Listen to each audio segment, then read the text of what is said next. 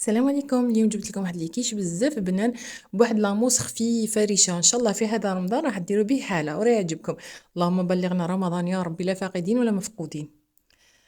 نبداو على بركه الله في الوصفه تاعنا. عندي 300 غرام فرينه، عندي 150 غرام مارغرين، رشه ملح ولا قيس ما تبنن ولا العجينه تاعكم.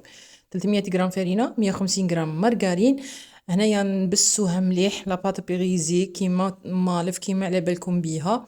نخدموها غير بصباعتين ونحكو كيما هكا حتى تولي لي مرمله. هنا في هذا الوقت بعد ما نشوف الزبده دخلت كامل نجيب حبه بيض كامله، نديرها نلم العجينه بها، ونزيدو 3 ملاعق ما عادي، ما هو لا سخون لا والو، ما عادي.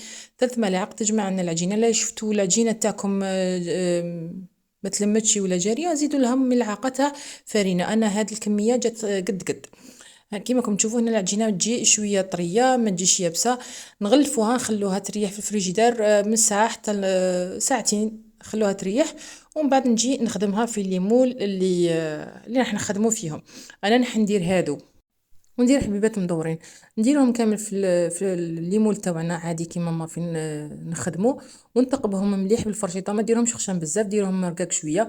نثقبهم بالفرشيطه مليح مليح وندخلهم للفريجيدار يريحوا نص ساعه. بعد ما يريحوا نص ساعه ندخلوهم يطيبوا على 180 درجه حتى تشوفوهم حمار وطابوا مليح وهذيك هي يكونوا واجدين. في الوقت اللي راهم يطيبوا نجي نحضروا لاموس تاعنا. هنا عندي لاكريم فريش 35% ماده دسمه. عندي نص كاس لاكريم فريش نديرها في الصحن ولا اي حاجه ديروا فيها، طلعوها مليح. انا هاد لاكريم فريش ما عجبتنيش. تطلع بصح من بعد شويه تهبط.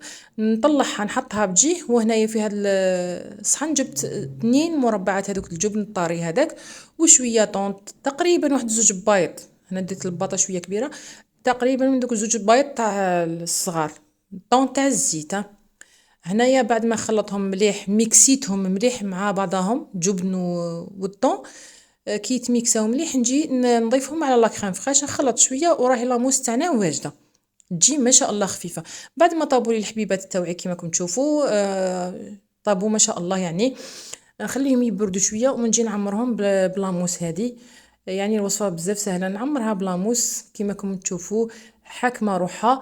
آه كاين لاكريم فريش واحد النوع واحد اخر بزاف هايله ما تهبطلكمش، هذه شويه خفيفه. مي الا شفتوها خفيفه زيدوا لها زيدوا لها الفرماج ولا الطون. الا شفتوا لاكريم فريش تاعكم ما طلعتش مليح زيدوا لها، ولا خفيفه زيدوا لها الفرماج ولا الطون، وحده من زوج. هنايا بعد ما عمرتهم كامل نجي نديكوريهم بالجبن هذا مربي مع الطون. انا هذا الجبن ماشي شباب، نتوما ديروا الشيدر خير.